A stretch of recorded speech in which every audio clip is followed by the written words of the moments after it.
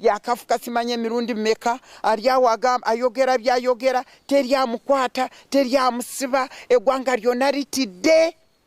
Ekyo President Museveni kyotukoze eyo ligase gyoyagala kuleka behind. Nzijukira mu mwaka gw'2023 nze n'emuntu bwe twali Kyankwanzi Mugisha muntu bwe twakubuulira nti President Museveni ebyokujjako term limit biveeko, muntu n'akugamba nti taata jukira ligaseyo nti muve ku ligase yange nze njifaako. Kati njagala kukubuuza President Museveni, my dear brother whom I embraced with all my heart, whom I loved with all my heart, whom I worked for with all my heart and worked for this nation with all my heart and energy and everything, njagala kukubuuza ligase ekijoleka emabega efaanana eti y'okutwandingova ku mutabani wa talina na bwenje. Obwenje mbuyita ki mu Luganda? Talina wisdom. Omuntu alina wisdom tayinza kukola ebintu ng'ebyo. Kati nze mbuuza, kati ekyo nkimaze. Njagala President Museveni vaayo okola accountability. Toyinza kutuwa mu mikono gya mutabani gw'eggwanga lya Uganda si liryo. N'abaministers bonna boolaba bakazi abanyankole bonna, mukazi we, mulumuna w'omukazi we, muwala w'omukazi we, muwala wakute wananka wasali. Yes, tukyagenda maaso nja kubanga nkabali komezaawo yebujjako maaso awo naye katumale okuyisaawo bino. Oli ku Yugi Update TV kosinziro bango otuwuliriza. Kakati nno obunkenke mu gavumenti ya Mwami Yoweri Kaguta Museveni saako ne mu administration ye.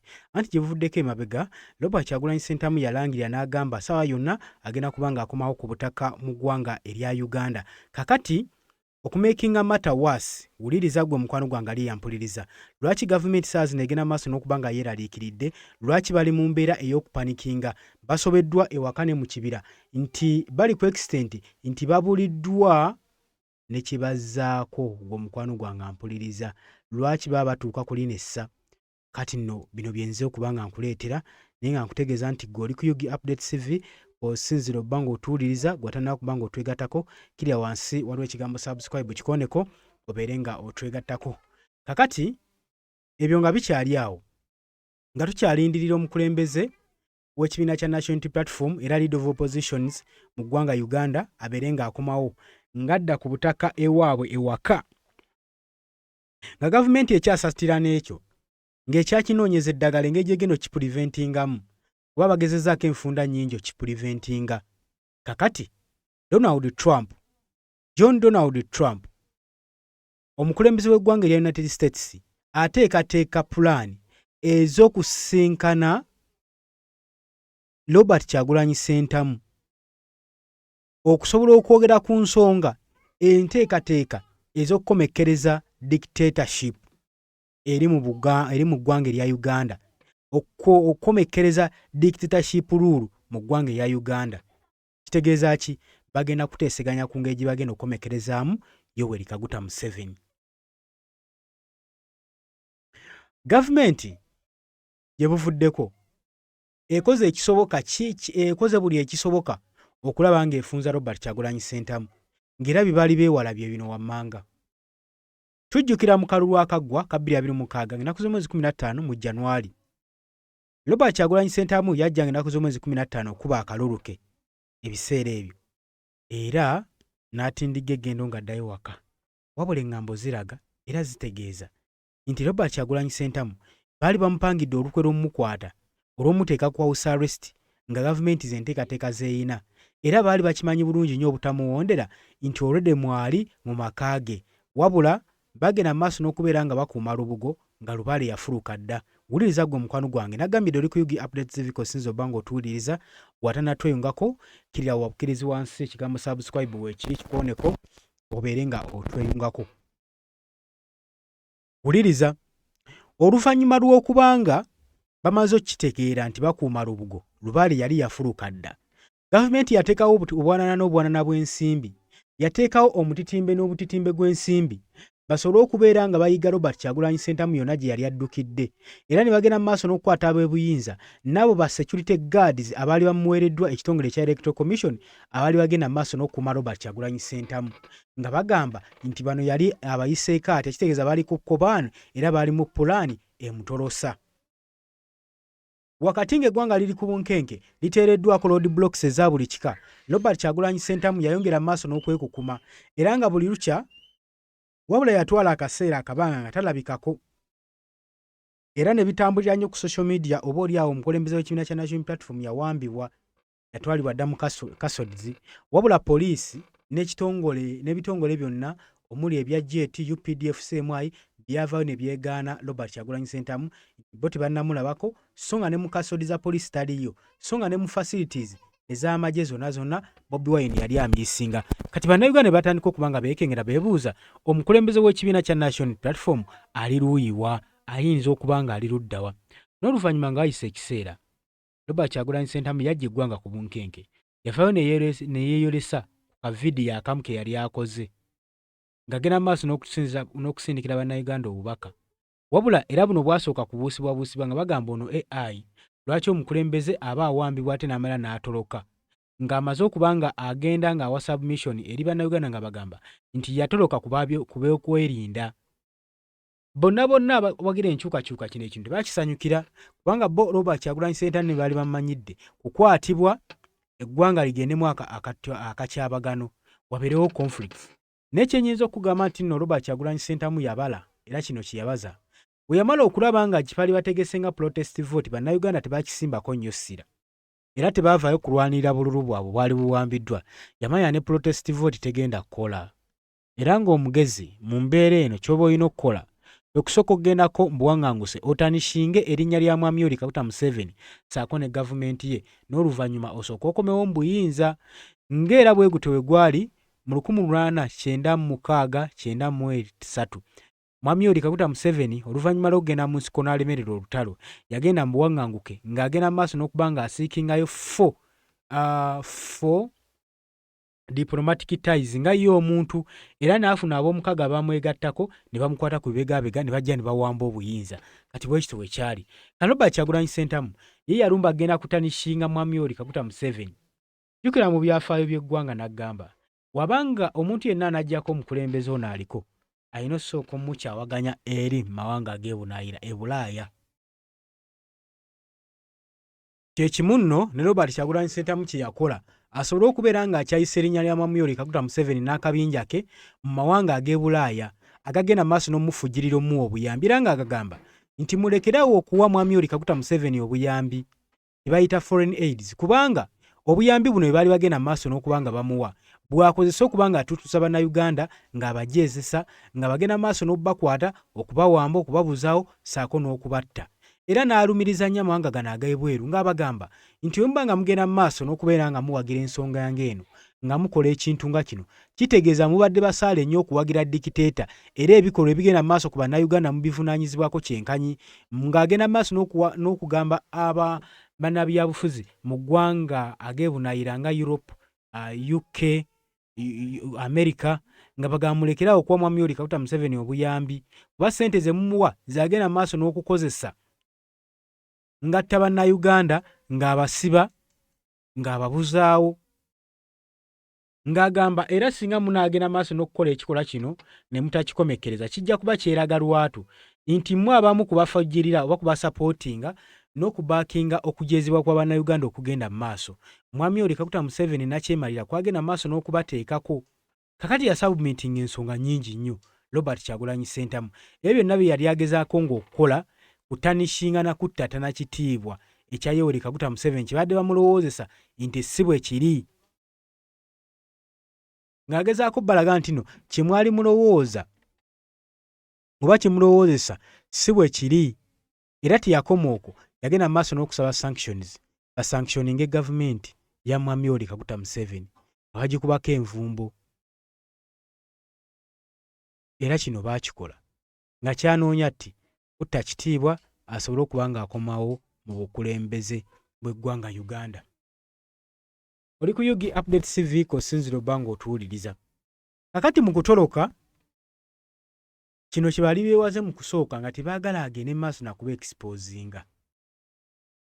Era y'ensonga lwaki gavumenti erina tendensi ezigenda mu maaso n'okuba nga bajjako intaneti emikutu gyonna egyandisaasaanyiza amawulire okubunya bannayuganda mu biseera by'okulonda gavumenti yagendanga n'egijjako. Lwaki baagijjangako ng'erina byegenda mu maaso n'okuba nga beewala.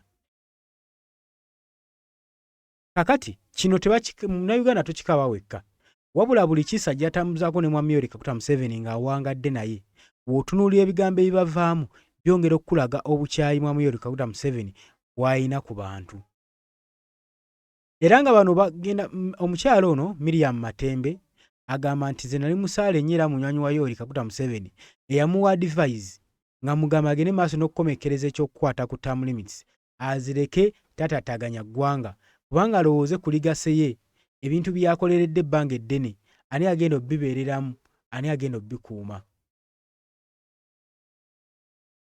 So ebigambo ng'ebyo Mwami Yoweri Kaguta Museveni bwe yabiwuliranga yabyebalamanga bwebalami. Era tutuule tuwulirize ku bigambo by'omukyalo ono atambika ntukamaleyo n'oluvannyuma tujja kweyongerayo. Nagambye dde oli ku UG Update TV osinza oba ng'otuwuliriza atannatweyungako we ekigambo subscribe weekiri wansi okikoonako n'oba ng'osobola otweyungako. Wuliriza. Mutabani wa Museveni n'afuuka nga Katonda for what? Ngu in fact ye Lukwago yakafuka simanye emirundi mmeka ali awo ayogera byayogera teri amukwata teri amusiba eggwanga lyonna litidde. Ekyo President Museveni ky'otukoze eyo ligase gy'oyagala kuleka behind. Nzijukira mu mwaka gw'2023 nze n'emuntu bwe twali Kyankwanzi Mugisha muntu bwe twakubuulira nti President Museveni ebyokujjako term limit biveeko, muntu n'akugamba nti taata jukira ligaseyo, jukira ligaseyo, nti muve ku ligase yange nze njifaako. Kati njagala kukubuuza President Museveni, my dear brother whom I embraced with all my heart, whom I loved with all my heart, whom I worked for with all my heart and worked for this nation with all my heart and energy and everything, njagala kubuuza ligase ekijoleka emabega efaanana etyo y'okutwanda ingova ku mutabani wa talina na bwenje. Obwenje mbuyita ki mu Luganda? Talina wisdom. Omuntu alina wisdom tayinza kukola ebintu ng'ebyo. Kati nze mbuuza, kati ekyo nkimaze. Njagala President Museveni vaayo okola accountability. Toyinza kutuwa mu mikono gya mutabani gw'eggwanga lya Uganda si liryo. N'aba ministers bonna boolaba bakazi abanyankole bonna, mukazi we, mulumuna w'omukazi we, muwala w'omukazi we, muwala wakute wananka wasali musale, muwala mashiki bali eyo, 5 women bali eyo eka ya Museveni. Emisoro gyaffe gyegenda, ffe tuli wano mundaba wano ndi naki naye ndina Yesu yamala naye nze njagala kumugamba aveeyo lekeraawo kutuhandi ingova ku mutabani wo atalina na bwenje. Singa abadde alina obwenje yandibadde akola ebituufu. Naye ekyokubiri nze mbuuza mwe abapoliisi, mwe poliisi Uganda police yaki lwaki temuhanding over? Why don't you throw lwaki throwing down your bakita kikulekulira? Hey, lwaki temulekulira ne mugamba nti ffe oba mwatuteekako okutukozesa ng'amagye ffe tulekulidde? Kubanga nze constitution gye nakola, nze omu ku bakola constitution kyensiimako Katonda, kimu ku bintu byensiima Katonda naliwo nga Museveni tannatwala bukulembeze, nendaba byonna ebyaliwo, nenyingira nenkola constitution, nenkola nga bwe twakola nga tujja Uganda kuva wansi kutuuka gye twagituusa. N'ekinduma kulaba ndi wano nkyaliwo nga kaliisoliiso, njiraba nga witness njiraba ng'eddayo. Naye President Museveni teyandibadde n'akola bino byatukolera. Mutabani we n'atufuukira nga Katonda waffe. Mutabani wa Museveni n'afuuka nga Katonda. For what? N'ayingirira kugamba yafuga poliisi, yafuga parliament, yafuga judiciary, yafuga buli kimu kyonna. Ngani? Who is he? Nze nsaba Katonda tusalirewo ky'okukola. singa katonda gwe wange ompuliriza sigamba nti omutti naye kola kyokola otuyambe musajja agenda kututta n'emyoyo nga ffe tukyali balamu. Yes, ebigambo ebyo obiwulidde bulungi nnyo okuva wa Miriam Matembe. Ebigambo ebyo oyo yali minisita wa Mwami Yoweri Kaguta Museveni era nga banywanyi nfanfe, wabula ye abagamba temubateekako musango kuba bakoze ekisoboka okubuulira Mwami Yoweri Kaguta Museveni butya bwagenda okulekawo ligase naye kino kigaanyi. Bakoze bukubirire era akugamba nti tujjukira nti Mwami Yoweri Kaguta Museveni bagezezzaako nnyo mubuulirira n'ebiri ebiseera ebyatuuka ebyatogikwatako nga bamugamba tageza n'akwata ku term limits era kino ekintu yakigaana era n'agamba nti ye alina engeri ye amanye engeri gy'agenda okukuumamu ligase ye. Kati ssaawa zino ayagala kuleeta muhoozi Kainerugaba amubakuba emmaaso abeere nga yagenda mu maaso n'okubakulembera. Naye omukyala agamba tosobola kusindika muntu atalina wisdom kulembera bantu nga tutunuulidde embeera gye yeeyisaamu n'engeri gy'atambuzaamu obufuzi. Lino eggwanga si lya famire, si lya muntu omu, nti yalina okubeera ng'alitegeerera. So bannayuganda banyiivu ku nsonga zino, akatambi mukeewuliriddeko, tukyagenda mu maaso. Kakati mbadde nkyakunnyonnyola nti Robert Kyagulanyi Ssentamu abadde akyannyonnyola kintu kyagenda mu maaso nakumayo waka ku butaka era nekisigenda mu maaso n'okusattiza gavumenti era emisanvu baagisudde dda bagenze mu maaso n'okukola road blocks ku buli kkubo eriyingira mu kibuga Kampala kubanga tebamanyi ngeri ki Robert Kyagulanyi Ssentamu oba oli awo zagenda okuba ng'atuuka. Wuliriza nga bagenda mu maaso n'okusattira kati ate agaguddewo galaga nti nno omukulembeze w'eggwanga erya United States of America ali mu nteekateeka zisinkana Robert Kyagulanyi Ssentamu omukulembeze w'ekibiina kya National Unity Platform babeereko pulaani ze bakwasaganya ensonga ze baboogerako ez'okubeera nga bagenda mu maaso n'okuba nga bamwangulako gavumenti y'omumbula Mwami Yoweri Kaguta Museveni era baagala kukomekereza bwa dictatorship obugenda mu maaso mu ggwanga lyattu Uganda. Newankubadde buli kimu bakikoze amateeka bagataddewo bbiru zibayisiisiza mu paliyamenti n'ababayisiza bbiru bamaze okuba nga babasaanyaawo. Kakati togenda kuddamu kuwulira Nnaalongo Anita Amongo oyo bamaze okuba nga bamutemerako ettaka. Ekyo Mwami Yoweri Kaguta Museveni kyakola era abakulembeze baffe kino mwandibadde nga mukitegeera era mwandibadde nga mukimanya. Okubanga mugenda mu maaso n'okuba nga muterebuka okuva ku mulamwa ne mwerabira abantu ababasindika mu gavumenti oba mu paliyamenti okugenda obbakiikirira ensonga zaabwe n'okubakulaakulanya. Ne mugenda mu maaso n'okuba nga mwefaako mweka na famire yammwe. Kakati nno kali adda kadda dda. Kino mukimanye nti ekiba kibatutteyo nsonga ya kukiikirira bannansi bammwe ababa batumye so si kugenda mu maaso na kubeera nga muteeseza mbuto zammwe abasinga ekyo ekintu mukirabyeko ne mweweebuula ne mwewaayo mugenda otuuka okukomawo mu bantu nga temukyali organizingibwa nga temukyalina kitiibwa. Kakati nno weeguto weguli kyekino jje n'Omwami Yoweri Kaguta Museveni kyagenda mu maaso n'okukola ku bakulembeze ba Uganda wandirabe bakulembeze abalungi abanditutte eggwanga mu maaso naye ne battattanyizibwa mu buntu obutono mu bubaasa mu lw'okuba nti gwe weewaddeyo okolera muntu tewasayininga era tewalayira kukolera muntu wabula walayira okuba nga okulembera eggwanga ddamba so si muntu omu. Ekyo abakulembeze baffe mu kitegeere. Kakati nga tubikyaliwo ebityo Bobi Wine bakusinkana ne Trump okutema empenda engeri gye bayinza okuggyako gavumenti eno efuga bannansi obumbula ze nteeseganya zibagenda okubeerako. Pulezidenti US Donald John Trump setting a meeting ne Ugandan opposition leader Bobi Wine amanyikiddwa nga Robert Kyagulanyi Ssentamu nga wakati ng'ategeka n'okuteekateeka okukomawo ewaka ku butaka.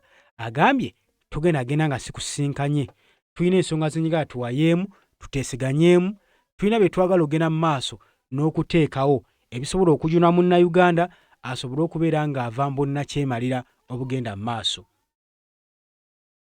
Nyongera okujjukiza nti oli ku UG Update TV gwe mukwano gwange ali eyo gwagala otwengako okkirira wansi waliwo ekigambo subscribe kikooneko obeere nga otweyungako. Otujja tutunuulira nakyemalira kyeki. Nakyemalira ye muntu akuterawo demokrasiya naye ng'ali inactive nga takola nga ye alina omuactivatinga nga yasalawo kino kibeere kino tekiba. Kyobola Robert Kyagulanyi Ssentamu mu byagenze mu maaso n'okutalagga ebingi byakoze, ebisinga bikoze. Bwe tuba twogera ku nsonga za kuteeka gavumenti ku bunkenke azikoze. Ate kati bwe njogerera enkolagana wakati wa Mwami Yoweri Kaguta Museveni ne Muhoozi Kainerugaba enkolagana ntono nnyo kubanga gye buvuddeko Muhoozi Kainerugaba azze awooninga ambasada w'eggwanga erya United States America ng'agamba ye nga waayagala okumusibirako obwe okuteekamu ebyanguwa addizibwe bwayo ku butaka aleme kuddamu kulinnya kigere ki wanno mu ggwanga lyattu Uganda. Kati ebikolwa ng'ebyo nagamba nti bitatana ekitiibwa ky'eggwanga Uganda. Diplomatic relationship wakati w'eggwanga erya US ssaako n'eggwanga erya Uganda kiba kimaze okubeera nga kikkakkanyizibwa. Oli ku UG Update TV nyongera okujjukiza gw'atannatweyungako kirira wansi waliwo ekigambo subscribe kikoneko obeere nga otweyungako. Ensonga lwaki Donald Trump asazeewo ku miitinga Bobi Wine omukulembeze w'ekibiina kya National Unity Platform ziyinza okuba ensonga Kamal naye tujja kuba tumentioningamu ensonga entonotono etugenda okuba nga tukuba ku mmeeza. Miitingi eno ezze wakati nga paati esingayo pulaani egenda okuba nga addressinga ku political situation egenda mu maaso mu ggwanga Uganda. Naddala kulongo standing role obw'omukulembeze Yoweri Kaguta Museveni. Oyo yagenda mu maaso n'okuba nga aweebwa obuyinza mu 1986. Naye ku State House offices emaze okuba nga ekonfaminga development eno. State House ey'omu ggwanga erya America, White House, yamaze okubeera nga improvinga development eno ey'okusinkana Robert Kyagulanyi Ssentamu bagende maaso n'okuba nga bawayaamu kwebyo ebigenda mu maaso ebituntuzibwa okuttibwa okusanjagibwa kw'Abannayuganda. Kakati nno emberenge egaze White House wetuuka okonfaminga ensonga eno kitegeeza eno ensonga eba ya muggundu eba y'amaanyi nnyo era gavumenti eno kiba kigikakatako okuba nga etandika okuba nga esattira. Gavumenti egenda tandika okuba nga esattira wuliriza. State House okonfaminga development eno ey'okusinkana Robert Kyagulanyi Ssentamu kaba kabonero akakulaga gwe munnankyukakyuka nti State House ebadde ericognizinga buli kimu ekigenda mu maaso. Buli exercise Robert Kyagulanyi Ssentamu gye exercisinze ng'ali mu buwaŋŋanguse State House ebadde ebiraba era ebadde ebyotabuliro era n'ebyo ebigenda mu maaso mu Uganda nkiwa ebisinga Kamaala babikozeeko research ne bategeera ki kibalina okukola ne bategeera wawe bagenda okuba nga batandikira. So gwe yenayina abadde abuuza nti kati ekibiina ekya National Unity Platform kizzaako ki oluvannyuma lw'ebintu okubeera nga balabanga ebyesulise tebazzaako ssaawa yonna nkibabuulidde nti bagenda mu nteeseganya wakati wa Robert Kyagulanyi Ssentamu amanyikiddwa nga Bobi Wine ssaako ne Yoweri Kaguta Museveni ssaako ne Donald Trump basinkane batuule boogere ku nsonga ez'okungeri n'engeri ey'okuggyako nakyemalira Yoweri Kaguta Museveni. Ge mawulire agali mu ŋŋambo. Wuliriza. Miitingi eno nga bwe nkugambye nti State House ogitegeerako kiba kyongera okukanga Pulezidenti Yoweri Kaguta Museveni. Ensonga lwaki gye buvuddeko olabye wuliriza gye buvuddeko olabye nga omukyalo ono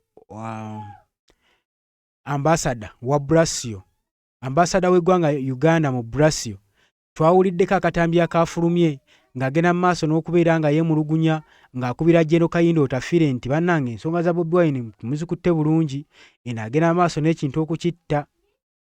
Kyokka ate eyo Muhoozi naye ayongera kubizaala lwaki temwekomako ne tuggusa ensonga emu. Akatambi ako nkabawaddeko naye ndowooza nja kanoonya mbeere nga nkabongera. Oli ku UG Update TV k'osinzidde okuba nga otuwuliriza. Tukyagenda mu maaso gwe mukwano gwange ali yampuliriza.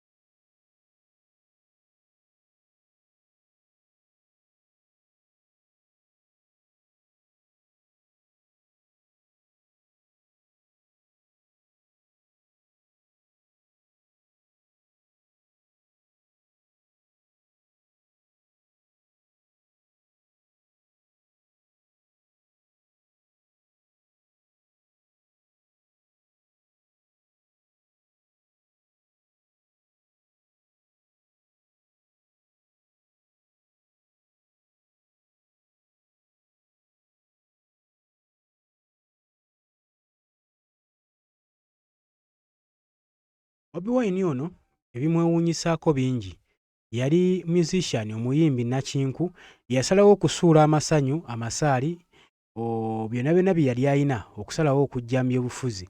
Teyajjanga munaku, yajja buli kimu akiina naye yeerekereza alwanirire eddembe lya bannayuganda ng'alwanirira for justice. Naye ekyewuunyisa bannayuganda tebamukompaseetingidde bwenkanankana ky'abakoledde. Tebamuyiriddewo mubiri newankubadde ye abayiriddewo omubiri. Nti ku extent efiirwa ebibye, ku extent etuuka okufiirwa ebibye bwe twogerako Robert Kyagulanyi Ssentamu. Era musaale nnyo agenda maaso n'okukriticizinga ku nsobi ezikolebwa gavumenti ya Mwami Yoweri Kaguta Museveni. Era ng'agenda maaso n'okukoola democratic reforms ssaako ne peaceful transitions ez'obuyinza. Nti obuyinza yeeyagala bukyuke mirembe, tayagalamu violence, tayagalamu ntalo. Era n'agenda maaso n'okukkaatiriza nti President wa America Donald Trump ne administration ye beekomiitinga okusapootinga opposition leader yenna oyo agenda maaso n'okubeera ng'anoonya nkyukakyuka eri eggwanga lye. Era ng'agenda maaso Robert Kyagulanyi Ssentamu mu bintu enkuyanja Kamala bye yasaba. Teyasaba mmundu, teyasaba magye.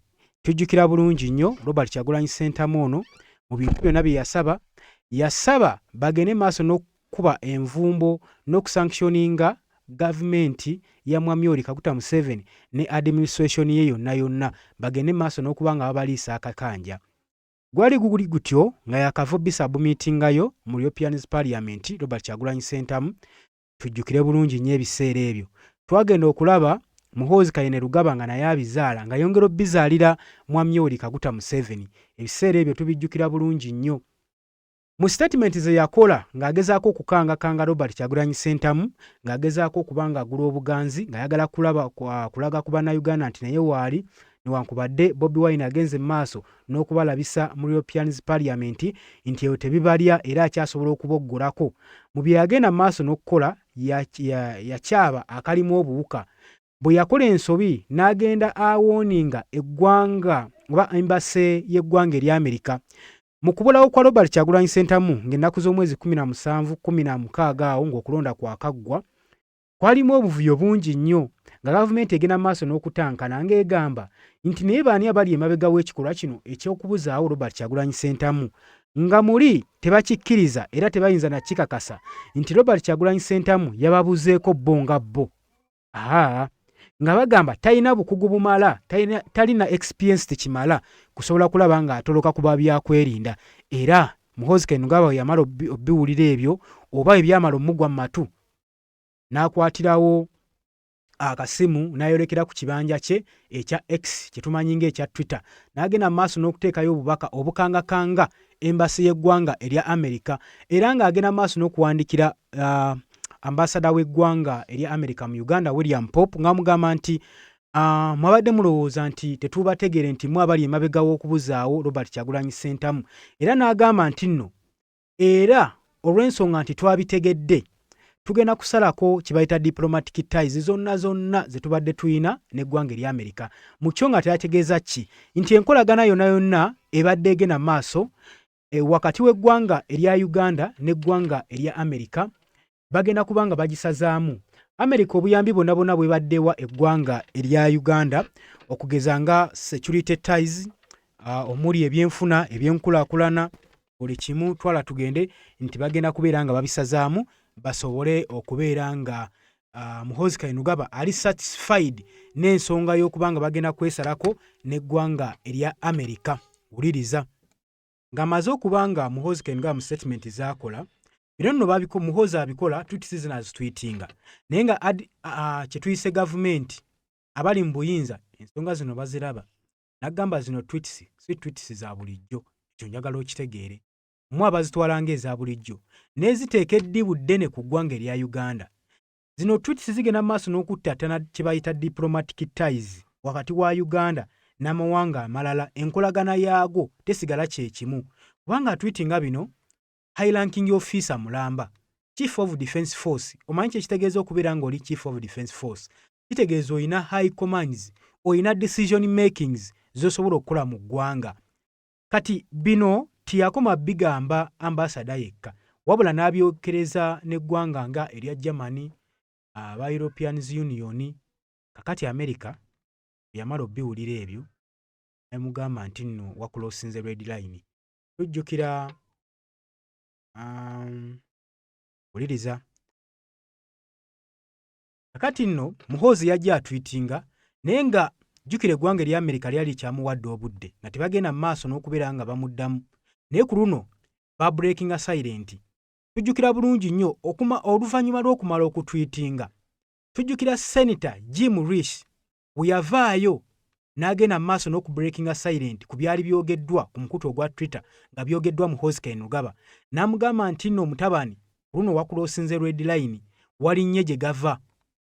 Era mu bwangu twalaba obuyinza bwa Senator ono yagenda mu maaso n'okukoowoola gavumenti oba administration ya Donald Trump mu bunnambiro egende mu maaso n'okubanga emuwa documents ezikwatagana ku nkolagana y'eggwanga erya America saako n'eggwanga erya Uganda in diplomatic ties zonna ze balina bazimutere ku documents ayina obbitunulamu alabe enkolagana y'abano, era nga ekigendererwa kiwaki yali abisaba yali ayagala kusazaamu nkolagana ya ggwanga lya America n'eggwanga erya Uganda. Era twagenda okulaba sanctions nga ziddamu ziruma eri General Muhoozi Kainerugaba, Chief of Defence Force. Muhoozi Kainerugaba bwe byamugwa mu matu ne bannayuganda bonna gavumenti ya Mwami Yoweri Kaguta Museveni batandika okusattira, ndowooza ne baddako eri mu kasenge ne beebuuza Muhoozi ki ky'otukoze. Jjukira bano abantu badipendinga nnyo, balinga ba parasite, badipendinga nnyo ku buyambi obuva ebweru n'okusinga obuyambi obuva mu ggwanga lyabwe. Kati wobanga oyagala obbanafuya basaze sazaamu obasalako obuyambi obuva mu mawanga ag'ebweru ojja kuba obakosezza nnyo. Era tulaba nti nno Muhoozi yali atwitinga nga tebamunenyaako, baamutuululira bonna ba cabinet ministers abagenda maaso n'okufuna ku buyambi buno, abagenda maaso n'okwekkusa embuto zaabwe nga basinzira ku buyambi obuweebwa eggwanga erya Uganda n'amawanga ag'ebunaayira. Ne bamugamba wandiika mangu obubaka obwetonda, wetondera abasajja si kubanga batujja ku munyago. Era wayita ekiseera kitini Muhoozi yagenda maaso n'okutwitinga indirectly mu ngeri gye yakyogeramu ng'awandiikira Senator wa America ebbankaluwa ng'amugamba nti nno kale nze siganye oli waddembe okunkangavula nga oyagala, naye singa tokwata ku diplomatic ties ze tuyina wakati w'eggwanga erya Uganda ne America. Kyokka jjukira mu statement ze yasooka okukola yagamba ayagala kusazaamu nkolagana yaabwe n'eggwanga erya America, ayagala kusazaamu ku rejectinga all diplomatic ties zibalina wakati waabwe n'eggwanga erya America. Kati mu kano akaseera Muhoozi yalabibwako ng'agenda mu maaso n'okukola ki? Ng'alaajana. Ebyo byonna biteeke ku bbali. Bizze bibaawo nga gwe munankyukakyuka tomanyi gye bigenda kuggwera, era nga bakubuuza mumaze Museveni amaze okulayira muzzaako ki? Kakati neebwe bibeereddewo State House ezze ewookinga ebyo byonna, sorry, White House ezze ewookinga ebyo byonna ebigenda mu maaso. Era kakati bakabatemye nti Robert Kyagulanyi Ssentamu ssaawa yonna White House emaze okikonfaminga agenda kusinkana omukulembeze Donald Trump ow'eggwanga erya United States bagende mu maaso n'okwogeramu nga Bobi Wine ali mu nteekateeka ezikomawo mu Uganda, tamulinze kulinnya kigere kye ku butaka, amugambye mutabani lindako, tulina ensonga ze twagala twogereko. Nkugambye ensonga esooka mu ddiiro ey'okuteesa engeri gye bagenda okuggyako dikiteeta Yoweri Kaguta Museveni mu buyinza, kubanga Uganda lisobole okuba nga liddamu lyeyagala nga liddizibwa ku mirembe. Oli ku UG Update TV kosinziro bango otuwuliriza gwe natanatweyungako kuseegeza nti kirya wansi waliwo ekigambo subscribe kikooneko obeere nga otweyungako. Kakati njagala mbeere nga nkuwa ku katambi kano olabe ebibadde bigenda mu maaso mu Uganda ssaawa zino ng'embizze walampa omuzikiti, ate njagala nkulaga embeere nga weyagagidde. Bino nga bikyagenda mu maaso nga Donald Trump oba White House emaze okulangirira. Ebiseera bino tulaba nga ate Muhoozi Kainerugaba ayongera okukola ensobi ze ezimu, era gye buvuddeko yavuddeyo n'alangirira nti ayagala kubeera nga yeddiza obuyinza obukomandinga leader of opposition mu parliament asobole okubeera nga aggyibwako yateekewo owuwe. Wabula leader of opposition bye bimu ku byeyamuzzeemu wano wammanga byengenda okuba nga nkuteerako, wabula nabyo byadrowinze serious tension eri eggwanga erya United States of America. Kale we baba nga basinziira ku nsonga eziri awo zibagenda okubeera nga basinziirako okuba nga bajjako nakyemalira Mwami Yoweri Kaguta Museveni, kuba kati bakimanyi nti Museveni si yaaliko. Bakimanyi nti we baba bakuggyako nakyemalira bajjako Muhoozi Kainerugaba Chief of Defence Force. Njagala obeere nga weetegereza akatambi kano n'oluvannyuma tunaamaliriza. Nagambye doli ku Yugi Update TV ko sinziro bango otuwuliriza gwagala otweyungako ekigambo subscribe nagambye ddawo ekiri abali mu diaspora mbatumiddeko nnyo ntegeeza abali e Qatar, Dubai, Saudi Arabia, US, UK mwenna. Uniform yaffe y'eggwanga ey'amagye gigyeemu ogiteeke wali ojje mu ringi ya politics. Eno PLU gye watandikawo kubanga nayo tekkirizibwa mu mateeka oli serving military officer ate okulembera ekisinde ekya politics. Va mu magye ojje mu bya politics otandikewo ekibiina tugende mu bantu. Bayidi mutwe n'abalabe bawambibwa abantu abamu nga tebakwatako nnyo awo esi wa kibiina kyange oba kiti oba oli awo alina n'omusango. Naye kati buli omu atandise okukiraba nti ledda buno bumenyi bw'amateeka. Kakati bannamawulire nabo bakubibwa. Ndowooza ebyo by'owuliriddeko. Kale ndowooza ebyo by'owuliriddeko. Kakati nno si byokka tukimanyi bulungi nnyo abamu ku bakulembeze ku ludda oluvuganya gavumenti bagenda maaso n'okuba nga bawambibwa. Nga teri mulala agenda maaso na kukomandinga command zino. Oba agenda maaso n'okola security operation zino. Ye Muhoozi Kainerugaba. Kakali kitegeeza ki? Nti bannansi obuyinza bubaggiddwako obuyinza butandise okuba nga buhandolingibwa military. Ekitagenda kubeera nga kikkirizibwa. Olwedde byagenda maaso n'okukola Muhoozi Kainerugaba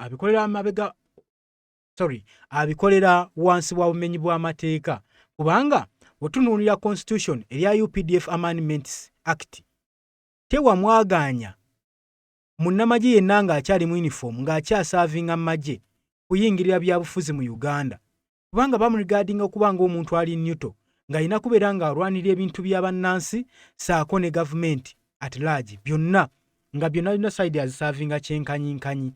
Kati wano amateeka yeno Muhoozi Kainerugaba we gamukwatira. Ebintu bingi Kamala byazaakola oba oli ebiyinza okuba nga biyimusizza president w'eggwanga erya United States okubanga kakati agama yessaawa ekaseera. Jjukira President ono Donald Trump obutafaananako n'abakulembeze balala ye alina mission zaagala okutuukiriza n'ensonga zaagala okuggusa. Jjukira ali mu kisanja kye ekisembayo kati ayagala kuleka dictator n'omu mu ntebe mu bukulembeze. Bano nti mazeko myaka 3 agala agende nabo. Kati tomanya annankyukakyuka mwandibanga mufunye akamwenyu mwanditandika okusambira emabega ng'ejjanzi. Nga bulijjo olw'obudde empindi emaze obbutuliira naye tuyiteyitemu tutumirayo ku bantu nga baba bagenda maaso n'okujja mu comment section abateekayo endowooza zaabwe. Gobango Paulo webale nnyo webale kubeera ku Yugi Update TV obubaka bo bubalabiddwako. Ani omulala Bakunda Rogers webale naawe oteesezza. Apollo Lutemba Mwesigwa webale kuteesa obubaka bo bulabiddwako. Ani omulala Bakudala Rogers ozeemu n'oteesa. Margaret Najjemba webale kuteesa gwobeerako buli kadde. Enosimo ora yosiritegedde newankubadde naawe oteesezza.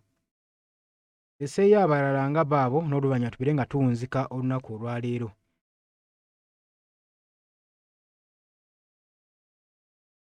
Victor Imuyati musikutegedde ereza amannya go. Masasi Robert webale kubeerako webale kuteesa. Kawoya Rasta naawe oteesezza webale kubeera ku Yugi Update TV. Nagambye naawe atannaba kubanga otweyungako ng'oyagala kujja mu comment section kirirako bukkirizi wansi ekigambo subscribe weekiri kikooneko ojja kubeera ng'osobola bulungi nnyo otweyungako. Kakati Isaac Bugembe webale kuteesa. Flavia Siwa webale naawe kuteesa. Chomaisha naawe message yeetuuse. Olw'obudde olw'okuba ndi empinde ebutuliiridde munzikirize enkomekerezo olunaku olwaleero tubaagala nnyo era nga mbagaliza olunaku olulungi mweraba.